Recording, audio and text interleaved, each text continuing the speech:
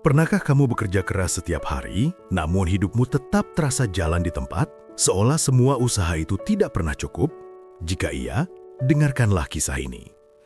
Sebuah cerita sederhana yang bukan hanya akan membuka pikiranmu, tetapi juga membantumu melihat peluang di tempat yang selama ini kamu anggap buntu. Sehingga kekayaan dan kesuksesan tidak lagi terasa mustahil. Simaklah sampai akhir, karena bisa jadi cerita ini akan mengubah hidupmu selamanya.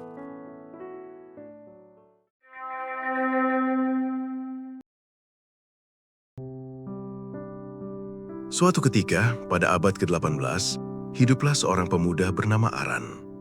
Ia lahir dari keluarga sederhana di sebuah desa kecil yang dikelilingi hutan. Sejak muda, hidup tidak pernah benar-benar ramah padanya. Setiap pagi hingga sore, Aran bekerja sebagai buruh angkut kayu. Kayu-kayu besar hasil tebangan hutan ia pikul dan angkut ke kereta kuda untuk dibawa ke kota. Upahnya kecil, cukup untuk makan hari itu, tapi tidak pernah cukup untuk bermimpi besar. Setiap kali bahunya terasa nyeri dan telapak tangannya melepuh, Aran selalu bertanya dalam hati, apakah aku akan melakukan ini seumur hidup? Ia sadar, pekerjaan itu halal, tetapi tidak akan pernah membuatnya kaya. Suatu hari, saat beristirahat, Aran berbincang dengan seorang pengemudi kereta kuda, temannya sendiri, yang setiap hari mengantar kayu ke kota.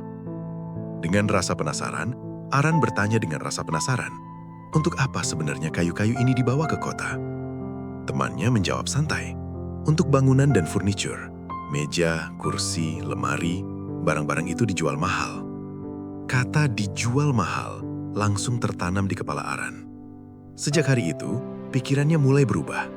Jika kayu yang ia angkut setiap hari bisa menjadi barang mahal, mengapa ia hanya berhenti sebagai pengangkutnya? Aran pun mulai menabung, sedikit demi sedikit. Ia menahan lapar, menunda membeli pakaian baru, dan bekerja lebih keras. Setelah cukup lama, akhirnya ia membeli beberapa batang kayu sendiri. Sisa uangnya ia gunakan untuk membeli alat-alat dasar pertukangan. Dengan penuh semangat, Aran memulai hidup baru sebagai tukang kayu pemula. Namun, kenyataan jauh dari yang ia bayangkan. Membuat furnitur ternyata tidak semudah melihat hasil jadinya di toko. Kayu sering retak, potongannya meleset, sambungan tidak rapi. Sebagian besar kayu yang ia beli habis hanya untuk belajar. Berbulan-bulan berlalu, hasil kerja kerasnya hanya 2 buah kursi dan 1 meja.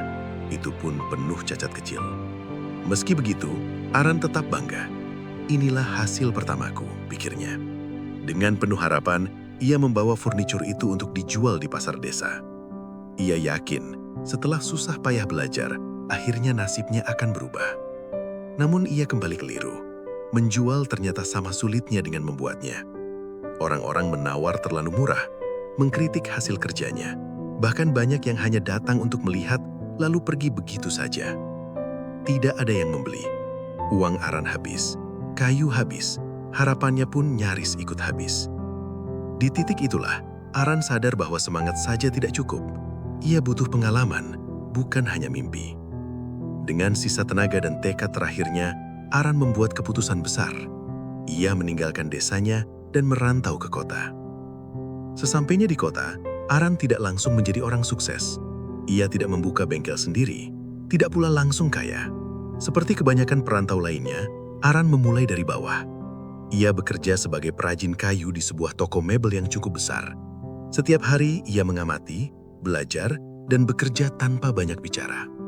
Di sanalah Aran menyadari satu hal penting. Kegagalannya dulu bukan karena kurang usaha, tetapi karena kurang pengetahuan. Di toko itu, Aran belajar banyak hal yang tidak pernah ia dapatkan di desa. Ia belajar memilih kayu yang tepat, belajar membuat potongan yang presisi, belajar menyelesaikan furnitur dengan rapi dan tahan lama. Namun yang paling penting, Aran belajar sesuatu yang dulu membuatnya gagal, yaitu cara menjual barang. Ia memperhatikan bagaimana pemilik toko berbicara pada pelanggan, bagaimana harga ditentukan, bagaimana kepercayaan dibangun. Tahun demi tahun berlalu, Aran tetap hidup sederhana.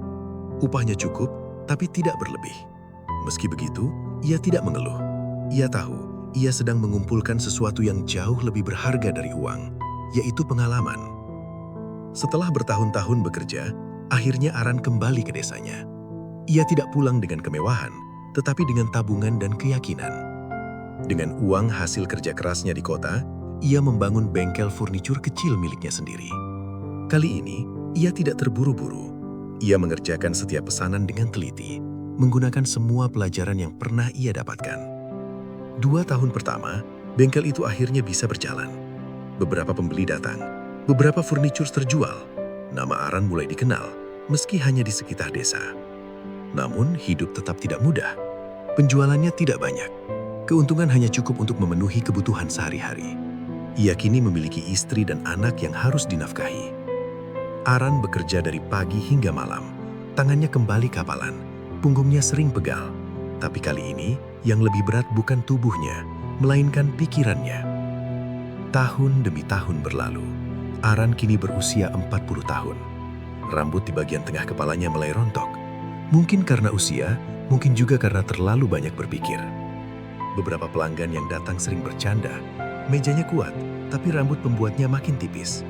Aran hanya tersenyum. Ia sudah terlalu lelah untuk tersinggung.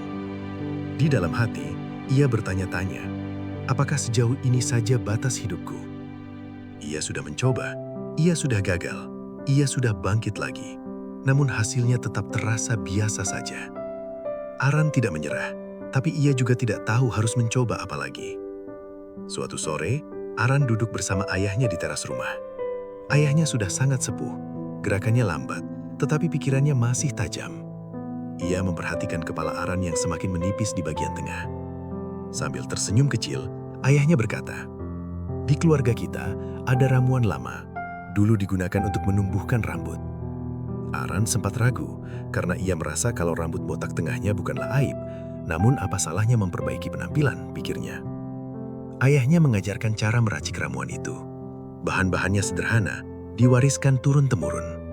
Setiap malam, Aran mengoleskannya ke kulit kepalanya sebelum tidur. Hari demi hari berlalu tanpa harapan berlebih. Namun setelah 1 bulan, sesuatu yang mengejutkan terjadi. Rambut Aran mulai tumbuh kembali. Bukan sekedar 1-2 helai, tetapi nyata dan jelas. Perubahan itu tidak luput dari perhatian pelanggan. Salah satunya adalah Tuan Berto, pelanggan lama yang sering bercanda tentang kebotakan Aran. Kali ini, ia terdiam lalu bertanya serius, "Bagaimana rambutmu bisa tumbuh kembali?" Aran menjelaskan apa adanya. Tanpa perhitungan, ia bahkan memberikan 1 botol kecil ramuan itu kepada Tuan Berto. Sebulan kemudian, Tuan Berto datang kembali. Bukan sendirian. Ia membawa beberapa orang lain yang juga botak dan ingin mencoba ramuan tersebut. Mereka semua ingin membeli. Aran terkejut, tetapi tetap tenang. Ia meminta waktu 1 minggu untuk menyiapkannya. Seminggu kemudian, lebih dari 20 botol ramuan terjual. Total uang yang ia terima lebih besar daripada menjual 1 set meja makan. Disitulah, Aran melihat sesuatu yang selama ini ia cari, yaitu peluang. Ia mulai meracik lebih banyak ramuan dan membawanya ke kota. Berbekal pengalaman berdagang dan bernegosiasi selama berpuluh tahun, Aran tahu cara menawarkan produknya. Hasilnya luar biasa. Ramuan itu laku keras. Saat itu belum ada minyak penumbuh rambut yang dijual di kota tersebut. Aran datang dengan sesuatu yang baru dan hasilnya nyata. Bulan berikutnya, Aran menyiapkan ramuan dalam jumlah lebih besar. Ia tahu, orang-orang yang membeli sebelumnya akan mulai melihat hasilnya. Dan benar saja, pelanggan lama datang kembali, kali ini dengan membawa lebih banyak orang. Ada yang membeli untuk diri sendiri, ada pula yang membeli untuk dijual kembali.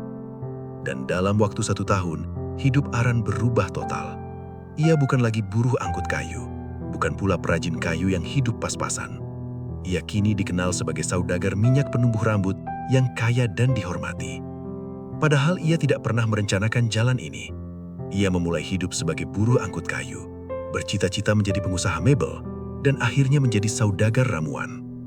Tidak ada yang menduga, ketika Aran memilih untuk tidak menyerah, kesuksesan bisa datang dari mana saja.